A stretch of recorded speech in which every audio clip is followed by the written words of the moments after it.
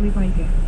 Premjeras Algirdas Butkevičius dėl Rusijos sankcijų pritaikytų ir Lietuvai nutrauks atostogas ir į darbą grįš keliomis dienomis anksčiau.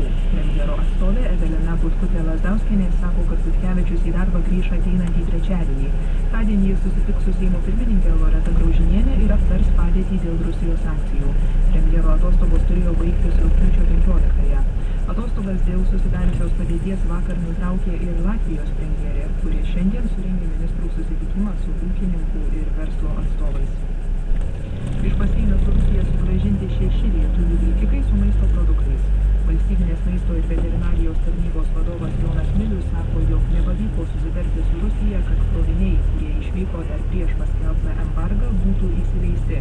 4 vilkikus sugrąžino estų muitininkai, 2 vilkikai sugrįžo iš Medininkų pasienio punkto. Pasak Miliaus, sprendimas neįsileisti transporto priemonių motyvuojamas Rusijos prezidento įsakymu.